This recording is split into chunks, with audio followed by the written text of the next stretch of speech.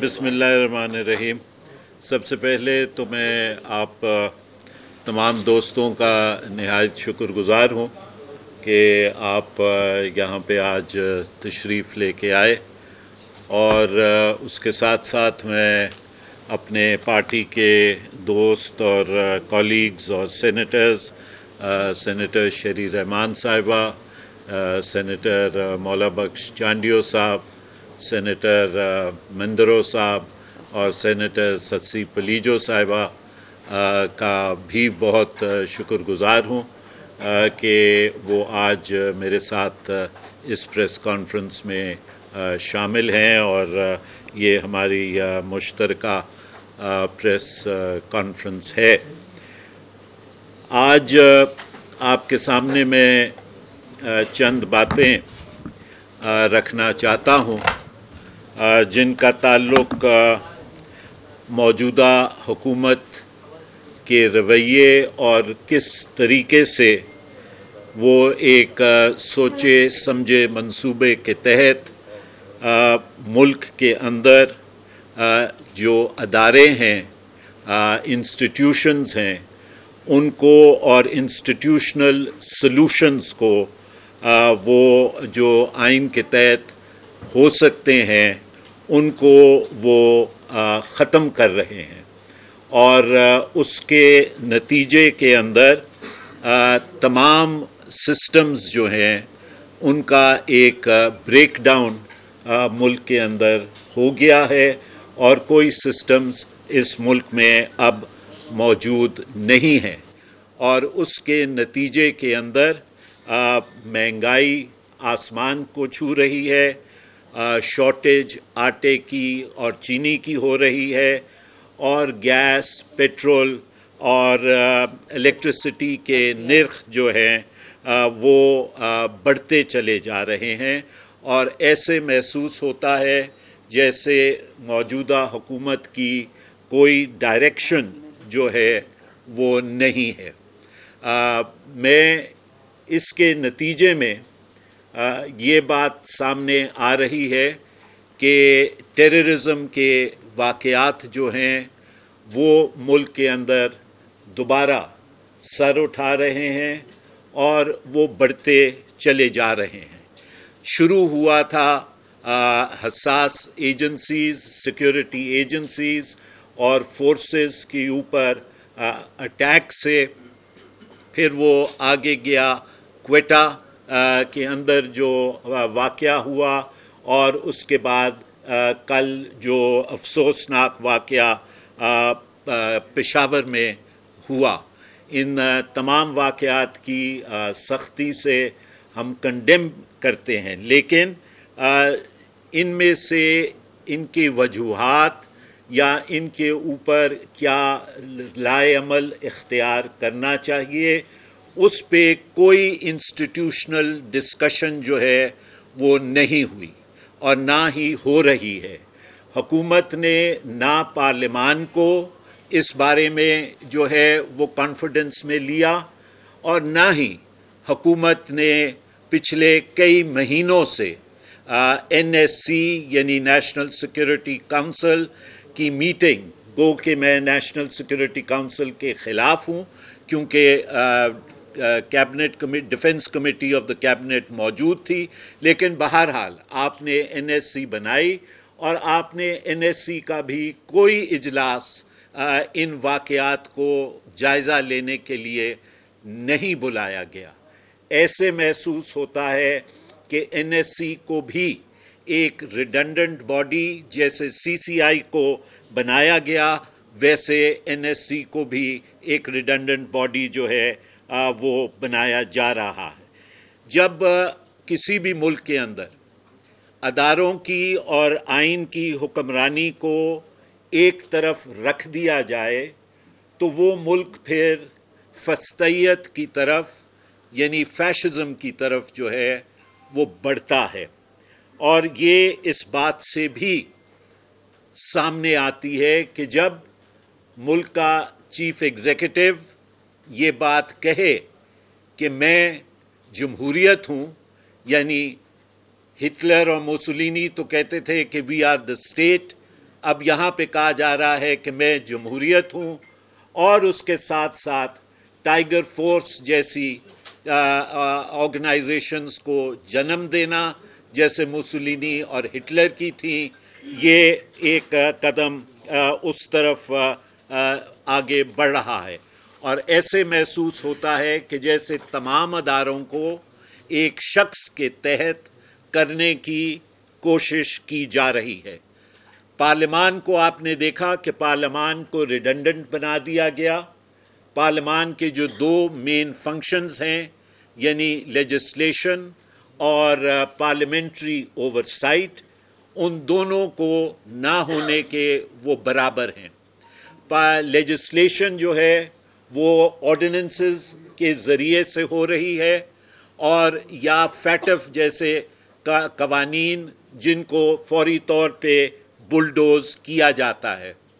Parliamentary oversight کا جہاں تک تعلق ہے تو کمیٹیز میں منسٹرز تشریف نہیں لاتے، پارلیمنٹری انسٹرومنٹس یعنی کالنگ اٹینشن نوٹسز وغیرہ کو آرڈرز آف دا ڈے کے اوپر لگایا نہیں جاتا، کوئی میجر پالیسی سٹیٹمنٹ جو ہے وہ پارلیمان میں نہیں دی جاتی، بلکہ منسٹرز جو ہیں وہ پریس کانفرنسز میں پالیسی سٹیٹمنٹس جو ہیں وہ دیتے ہیں۔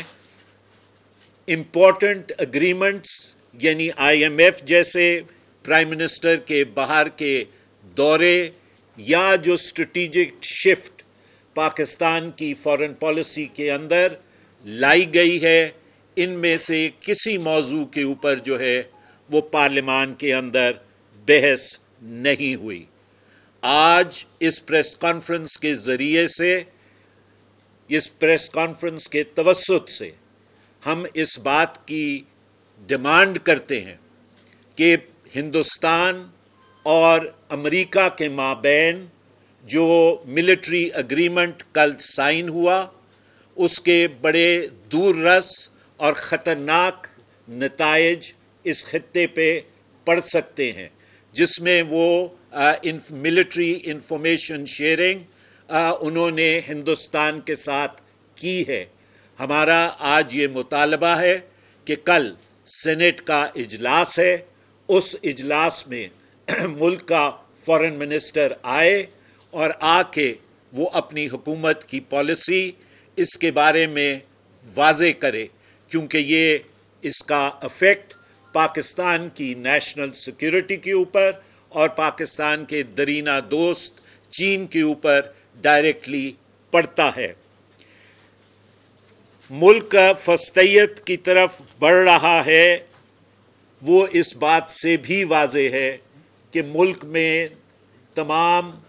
ملک میں سینٹرلائزیشن کو جو ہے وہ بڑھایا جا رہا ہے، اور ملک کو اس طرح رول کرنے کی کوشش کی جا رہی ہے کہ جیسے 1 یونٹ دوبارہ ملک کے اندر نافذ کیا گیا ہے۔ 1973 کا جو آئین ہے وہ فنکشن کر رہا ہے under the shadow of the 1962 constitution, یعنی ایک quasi presidential form of government. 10واں NFC ایوارڈ ابھی تک جو ہے وہ اناؤنس نہیں کیا گیا۔ CCI کی میٹنگز جو ہیں وہ آئین کی خلاف ورزی کرتے ہوئے آج دن تک CCI کی میٹنگز 90 دنوں کے اندر ایک میٹنگ ہونی چاہیے، وہ میٹنگز نہیں ہو رہی۔ اسی طرح پرائیویٹائزیشن ان اداروں کی جو فیڈرل اسٹیچوٹ کے تحت بنے ہوئے ہیں وہ ان کانسٹیٹیوشنل ہے، کیونکہ ان کی اپروول CCI سے نہیں لی گئی اور کابینہ سے لی گئی ہے۔ یہ ان کانسٹیٹیوشنل ہے، غیر آئینی ہے۔ اور اسی طرح روزویلٹ ہوٹل کی بھی جو پرائیویٹائزیشن کی پرمیشن ہے وہ کیبنٹ نے دی ہے، CCI نے نہیں دی۔ روزویلٹ ہوٹل کے اوپر 2 بیانیے حکومت کے چل رہے ہیں، حکومت نے ابھی تک ان بیانیوں کو واضح نہیں کیا۔ منسٹر یہ کہتا ہے کہ روزویلٹ کو پرائیویٹائز نہیں کیا جائے گا، لیکن سینٹ کے اندر 23 اکتوبر کو جو کویسچن لے ہوئے اس کے اندر روزویلٹ ہوٹل جو پرائیویٹائزیشن کی لسٹ حکومت نے دی، اس لسٹ کے اندر روزویلٹ ہوٹل شامل ہے۔ سیکشن 124A ملک میں طلباء کے اوپر نافذ کی جا رہی ہے تاکہ ان کو خاموش رکھا جائے۔ اسینشل سروسز ایکٹ جو ہے وہ تمام سرکاری اداروں میں لگا دیا گیا ہے تاکہ جو آپ کا لیبر اور ٹریڈ یونینز ہیں ان کی ایکٹیویٹی جو ہے وہ مکمل طور پہ بند کی جائے۔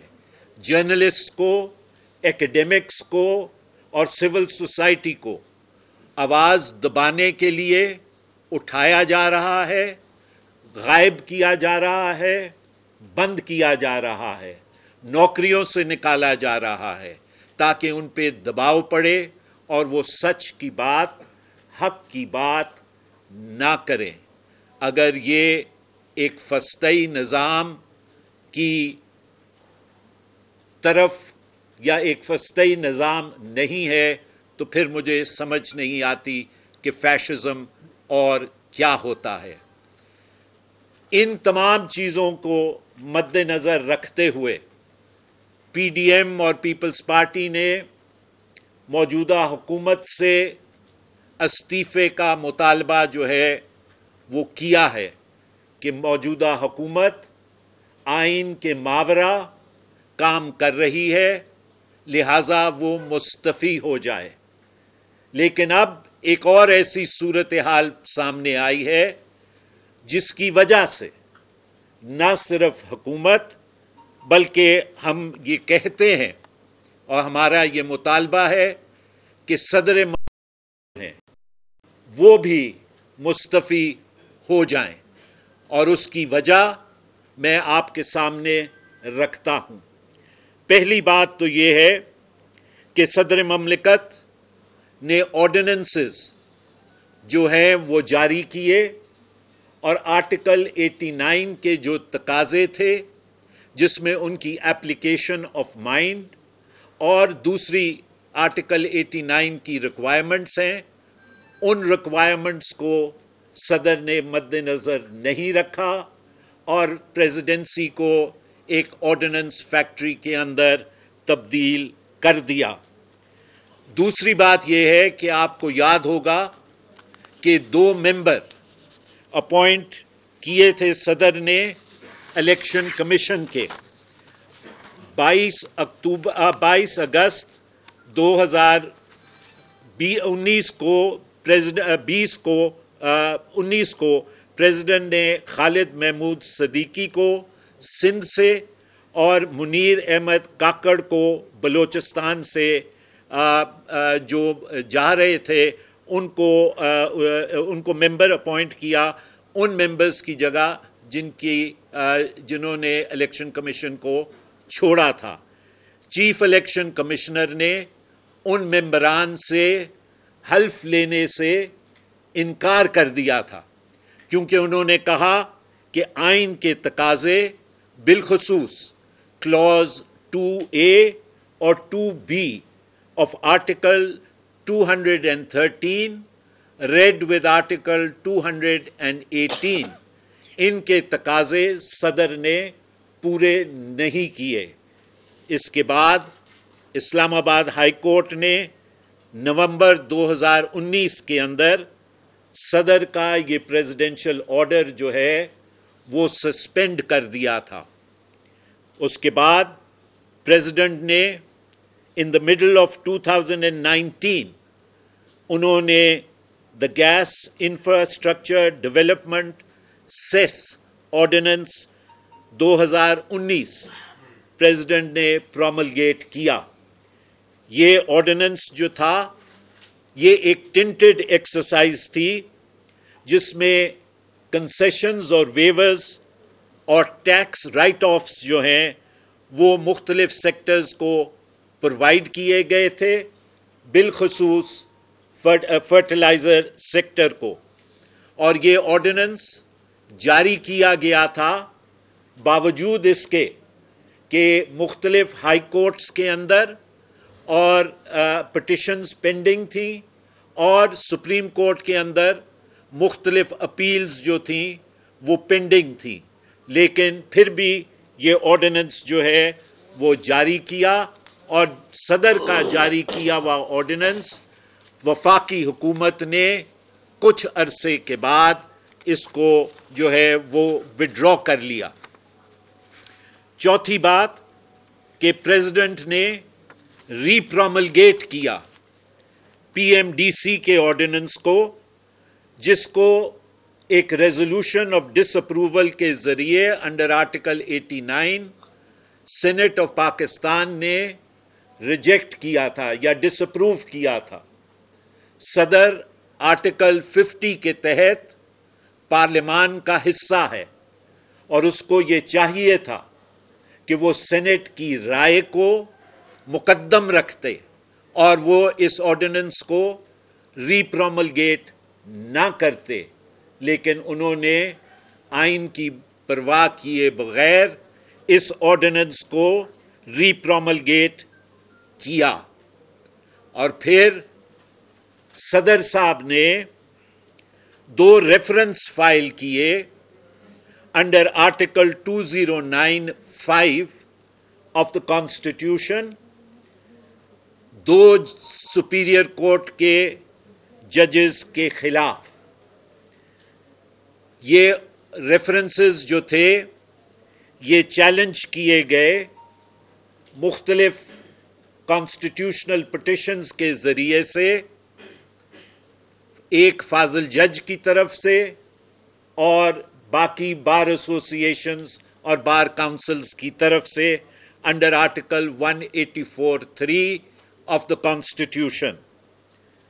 دی سیڈ کانسٹیٹیوشنل پٹیشنز، کیونکہ اب میں آپ کو وہ آرڈر پڑھ کے سنانے لگا ہوں اس کا ایک پورشن، تو میں آپ سے انگریزی کی اجازت چاہوں گا۔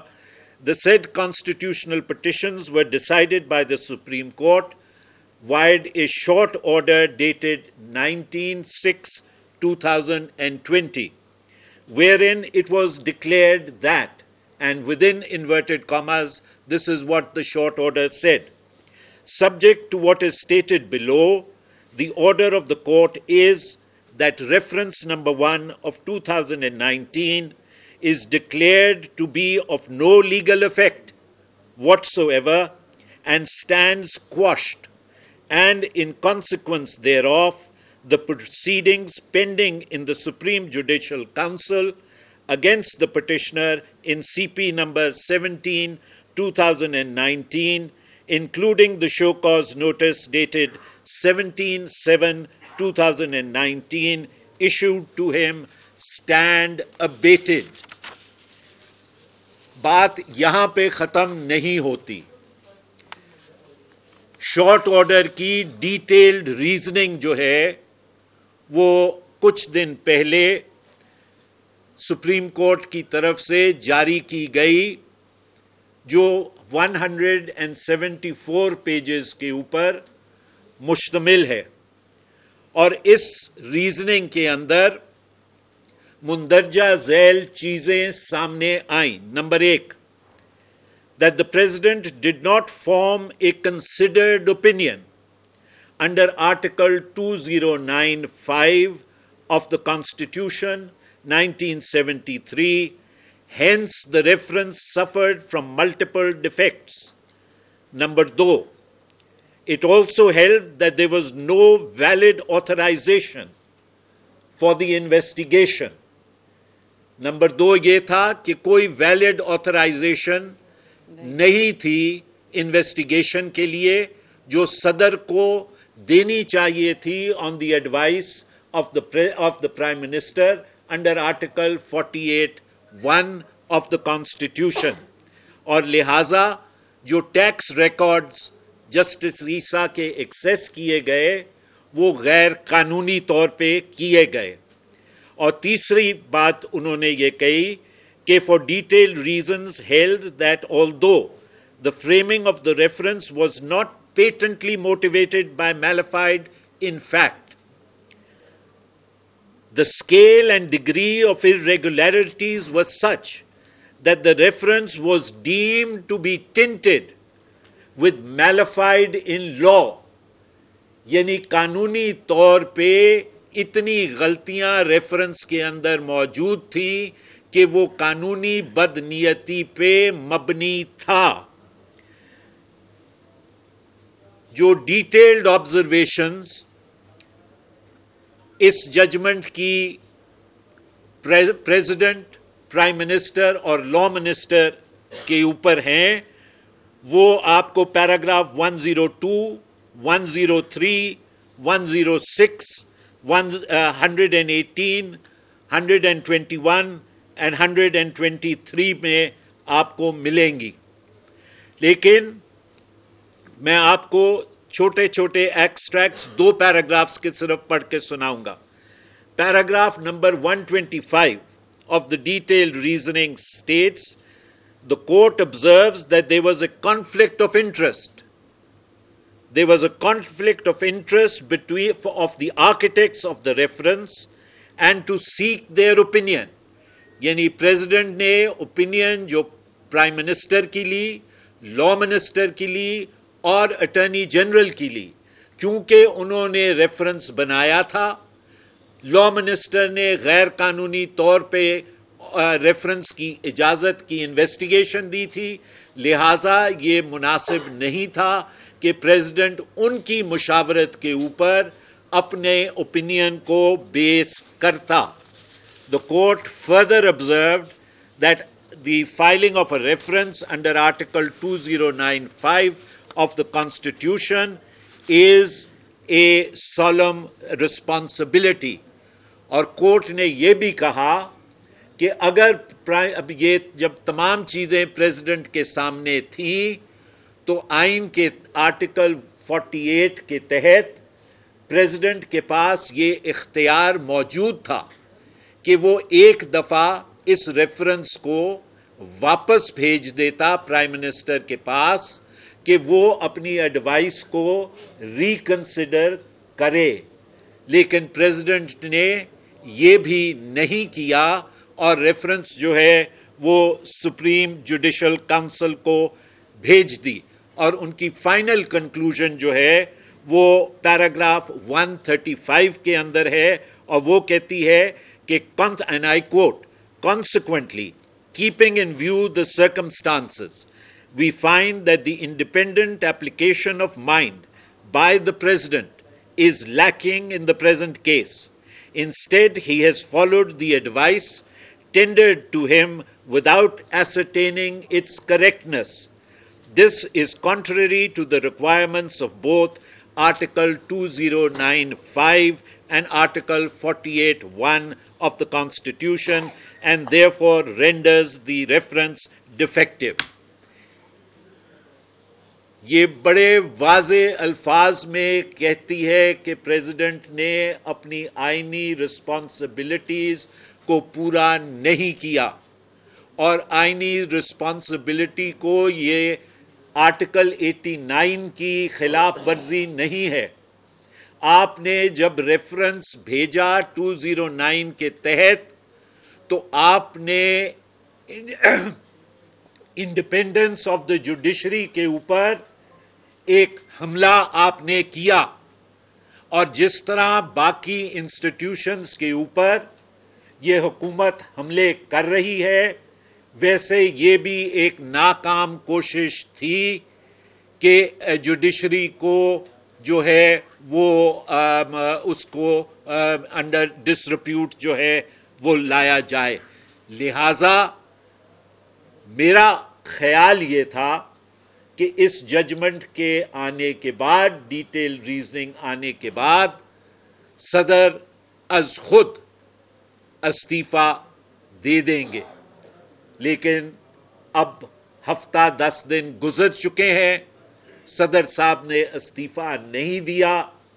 لہذا ان تمام چیزوں کو مد نظر رکھتے ہوئے مناسب یہ ہوگا کہ صدر صاحب اپنا استعفیٰ دیں in the light of the findings of the detailed reasoning of the Supreme Court.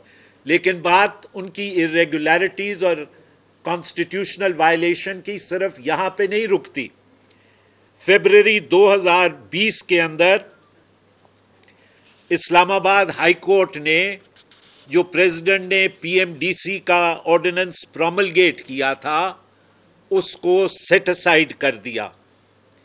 جون 2020 میں بلوچستان ہائی کورٹ نے جو نوٹیفیکیشن صدر نے ایشو کیا تھا کانسٹیٹیوٹنگ دی 10th نیشنل فائنانس کمیشن، اس کو بلوچستان ہائی کورٹ نے سیٹ اسائڈ کر دیا.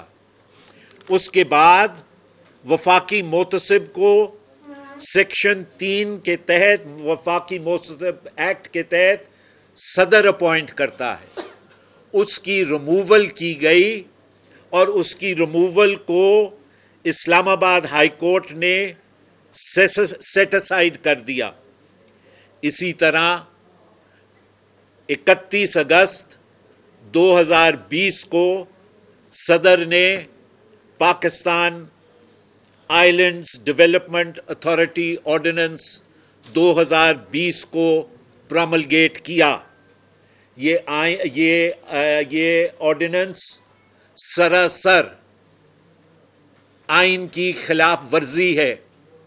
یہ آرڈیننس سندھ اور بلوچستان کے آئلینڈز کو جو سندھ اور بلوچستان کی ملکیت ہے وفاقی ملکیت کے اندر تبدیل کرنے کی ایک ناکام کوشش ہے.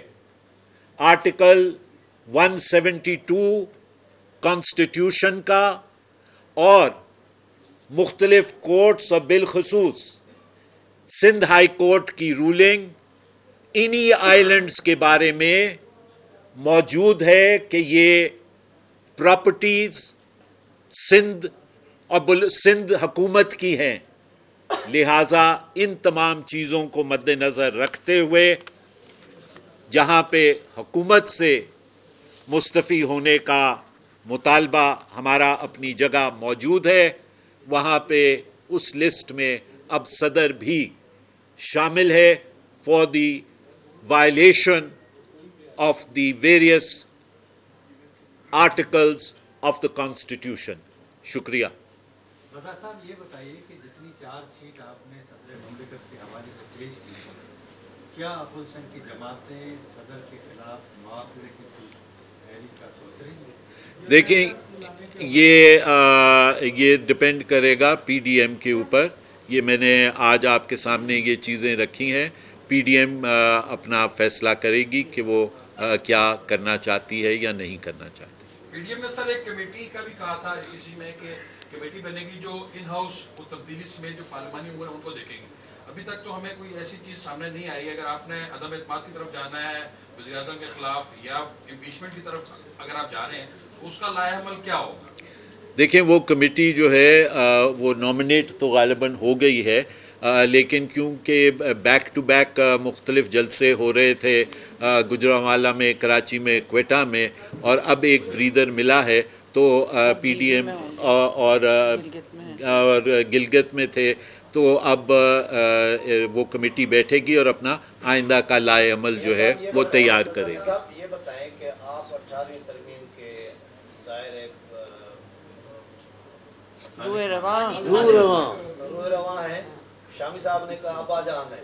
اچھا تو یہ بتائیں کہ جس طرح الیکشن کمیشن کے 2 ممبران کا معاملہ آیا تھا، اس میں اپوزیشن لیڈر اور وزیر اعظم اگر اتفاق نہیں کرتے تو پارلیمانی کمیٹی کو جائے گا. پارلیمانی کمیٹی میں اتفاق نہیں ہوتا تو پھر کہاں جائے گا؟ یہ آپ اس طرح کے آئینی جو حکم ہوتے ہیں وہ کیوں خلا چھوڑ دیتے ہیں جس کی وجہ سے پھر وہ غیر قانونی اقدام کرنا پڑتا ہے؟ کیونکہ حکومت کے پاس یہ جواب تو ہے کہ بھائی نہیں ہوتا تو پھر کیا کرنا ہے، خالی تو نہیں چھوڑنا. دیکھیں یہ آپ ایک حد تک کہہ سکتے ہیں کہ سخم سامنے آیا، لیکن جس وقت یہ طریقہ کار لایا جا رہا تھا اس وقت یہ ایکسپیکٹڈ نہیں تھا کہ پولرائزیشن پولیٹکس میں یا پارلیمان کے اندر اس عروج پہ جائے گی کہ ملک کا وزیر اعظم جو ہے وہ لیڈر آف دی اپوزیشن کے ساتھ بیٹھ کے بات نہیں کرے گا. نہ ہی یہ سوچا گیا تھا کہ ایک ڈائریکٹر فارن آفس کا خط لکھے گا لیڈر آف دی اپوزیشن کو کہ آپ اپنی نامینیشنز جو ہیں وہ members of the election commission کے لیے دیں. تو یہ ہم ایک دم ایک بالکل ہی مختلف اور ایسی سچویشن کے اندر چلے گئے ہیں جو کہیں پہ بھی کسی بھی دنیا کی پارلیمان میں یا کسی بھی جمہوری ملک کے اندر اس قسم کی پولرائزیشن نہیں ہوتی. بہرحال آئین ایک گروئنگ ڈاکیومنٹ ہے اور اس کے اندر اگر کوئی سخم ہوتے ہیں تو ان کو دیکھا جا سکتا ہے اور آگے بڑھا جا سکتا ہے. رضا صاحب یہ بتائیں کہ آپ نے صدر پاکستان کی جو آرڈیننس کے حوالے سے کارستانی بتائی اور آپ نے کہا کہ اپوزیشن مل کے کوئی حکمت عملی قائم کرے گی. موسٹلی آپ نے جو یہاں پہ چیزیں گنوائی وہ آئین شکنی تھے, انہوں نے قانون اور آئین کی وائلیشن کی. تو کیا پاکستان پیپلز پارٹی اس کے حوالے سے عدالت میں بھی جائے گی اسٹریٹ پریشر کے علاوہ عدالت, کیونکہ خالصتاً آئینی معاملہ؟ دیکھیں یہ آئینی معاملے تو ہیں لیکن ان کا تعلق زیادہ تر پارلیمان سے ہے اور میری اپنی ذاتی رائے ہمیشہ یہ رہی ہے کہ پارلیمان کے ایشوز اور پولیٹیکل ایشوز جو ہیں ان کو پولیٹیکلی اور پارلیمان کے اندر ان کا حل جو ہے وہ تلاش کرنا چاہیے بجائے اس کے کہ کہیں اور جائیں. سر اجازت. جو آپ نے لسٹ کی چیزیں آئین کی خلاف ورزیاں بہت واضح تھیں لیکن ہم نے یہ دیکھا کہ اپوزیشن کا بشمول پاکستان پیپلز پارٹی جو ایٹیٹیوڈ تھا وہ بہت ہی لینینٹ تھا ٹورڈز پریزیڈنٹ. ایک آدھ دفعہ کا ہی مطالبہ کیا گیا. اب سپریم کورٹ کا فیصلہ بھی آ چکا ہے لیکن 10 دن گزرنے کے بعد آپ پہلے آدمی ہیں جس سے یہ مطالبہ کیا, تو یہ ایٹیٹیوڈ کیوں ہے؟ دوسرا, پارلیمان جو ہے وہ عوام کے لیے دروازے کھولنے, راستے بلاک راستوں کو کھولنے اور راستے نکالنے کا ادارہ ہے. وہاں چیئرمین سینٹ نے وہ کوریڈور بند کر کے تو وہ گزرگاہ بند کرتی ہے ہر آدمی کی. یہ آئین کی صریح خلاف ورزی ہے میرے نزدیک, پارلیمان کی بھی توہین ہے. اس پر کیا کہیں گے؟ دیکھیں جہاں تک دیکھیں جہاں تک کہ آپ کے پہلے سوال کا تعلق ہے وہ میرا نہیں خیال کہ حکومت کا یا اپوزیشن کا نرم رویہ رہا ہے. چاہے نیشنل اسمبلی ہو یا سینٹ ہو, اپوزیشن نے ایک بھرپور کردار جو ہے وہ حکومت کے سامنے حکومت کے خلاف ادا کیا ہے. آئین کے تحت پریزیڈنٹ کی ایک حیثیت ورچولی آلموسٹ سیریمونیل ہے لیکن جب حکومت کو اٹیک کرتے ہیں تو اس میں صدر بھی شامل ہوتے ہیں. لیکن اب یہ انکانسٹیٹیوشنلٹیز پریزیڈنٹ کی اتنی سامنے آ گئی ہیں کہ یہ وقت تھا کہ ان کو سامنے لایا جائے. جی جب ریاست کا سربراہ اتنی غلطیاں کرے, آئین کی خلاف ورزی کرے, اس کے بعد وہ میرے خیال میرے لیے مناسب نہیں ہوگا کہ میں اس پہ کامنٹ کروں. ابھی ان کی اس کے بعد آئین میں کوئی ایسی گنجائش, ایسی پروویژن ہے کہ وہ خود ہی اس کے نان ہو جائے یا ڈس فنکشنل ہو جائے, یا اپوزیشن یہ کوئی سوچ رہی ہے کہ اس فیصلے کو, سپریم کورٹ کے فیصلے کو عمل درآمد کے لیے پارلیمنٹ کی تحریک وغیرہ داخل کرائی جائے؟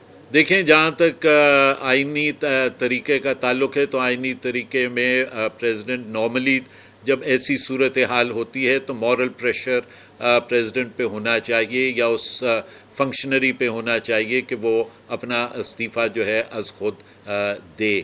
آیا میں نے یہ باتیں سامنے رکھی ہیں, اب اپوزیشن اور دیگر لوگوں کے اوپر ہے کہ وہ اس کے اوپر کیا لائے عمل جو ہے اختیار کرتے ہیں. جی یہ مہذب معاشرے کی بات کر رہے ہیں نا سر آپ, موجودہ حالات جو ہے جو آپ نے کہا اس میں کیا ہے؟ فرمایا کہ پارلیمنٹ کے معاملات, آئینی معاملات جو ہے وہ پارلیمنٹ میں رہنے چاہیے. آرمی چیف کی مدت ملازمت کی توثیق پارلیمنٹ میں بھیجی گئی اور پارلیمنٹ میں جو کچھ کیا اس سے تو پوری قوم مایوس ہوئی ہے. پارلیمنٹ میں اب اس پہ تو میرا مطلب ہے، میرا خیال ہے کہ وہ ایک پاسٹ اینڈ کلوز ٹرانزیکشن ہے، لیکن بہرحال وہ جس طریقے سے نوٹیفیکیشن اور ایکسٹینشن ہینڈل کیا گیا اس کو اصولی طور پہ پارلیمنٹ کے اندر نہیں آنا چاہیے تھا.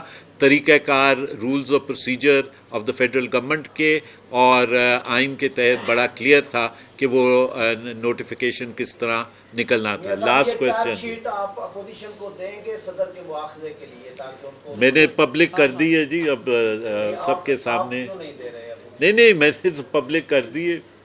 یہ ہو گئی نا، ہو گئے. میں دیں گے یا پارٹی کی سطح پر دیں گے؟ یہ بھی ایک سوال ہوتا ہے کہ جی ہمارے یہ ذاتی حیثیت میں بات ہوئی ہے، تو یہ پارٹی کی سطح یا پارٹی کو یا اپوزیشن کو دیں گے؟ یہ میں نے یہ باتیں سامنے رکھی ہیں، پارٹی اس کے اوپر غور کرے گی اور پھر پارٹی اپنی پوزیشن جو ہے اس پہ لے گی. یہ پارٹی کا موقف نہیں ہے، یہ پیپلز پارٹی کا موقف نہیں جو آپ نے بتایا.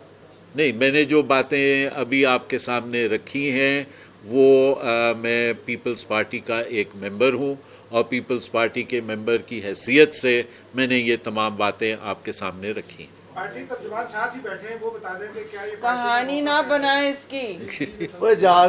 ایک بات کی ہے انہوں نے، صحیح بات کی ہے. بہت شکریہ. Thank you sir.